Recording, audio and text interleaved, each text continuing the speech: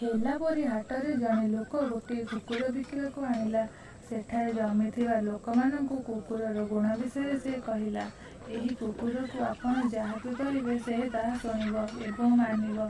ତାକୁ ଯାହା କାମ ବତେଇବେ ଯେତେ କଷ୍ଟ ହେଲେ ବି ସେ ତାହା ଅଭ୍ୟାସ କରିବ। ତାଙ୍କ କଥା ଶୁଣି ସେହି ଲୋକମାନଙ୍କ ମଧ୍ୟରୁ ଜଣେ ପଚାରିଲା, ଏହି କୁକୁରଟି ସବୁ କଥା ଶୁଣୁଛି ଏବଂ ମାନୁଛି। କଷ୍ଟରୁ କଷ୍ଟତର କାମ ମଧ୍ୟ ସେ କରୁଛି। ସତରେ କହିବାକୁ ଗଲେ ଏହି କୁକୁରଟି ବହୁତ ବିଶ୍ୱସ୍ତ। କିନ୍ତୁ ଆପଣ ଏହାକୁ କାହିଁକି ବିକୁଛନ୍ତି? ତହୁଁ ସେ କୁକୁର ବିକାଳିବାଲା କହିଲା, କ'ଣ ଆଉ କରିବି ବାବୁ, କାଲି ରାତିରେ ଆମ ଘରେ ଦଳେ ଚୋର ପଶିଲେ।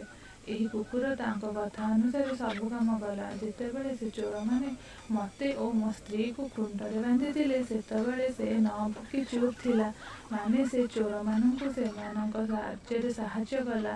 କେବଳ ସେତିକି ନୁହେଁ, ମୁହଁରେ ଲଣ୍ଠନ ଧରି ସେ ମୋ ଘରର ମୂଲ୍ୟବାନ ଜିନିଷ ଥିବା ଜାଗା ସବୁ ଦେଖାଇଲା।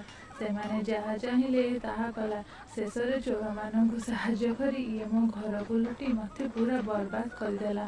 ଏହି କଥା କହିଲା ବେଳେ ସେ ଲୋକଟି ରାଗରେ ଦାନ୍ତ ରଗଡ଼ୁଥିଲା। ଏହା ଶୁଣି ସମସ୍ତେ ହସି ହସି ବେଦମ୍ ହେଲେ।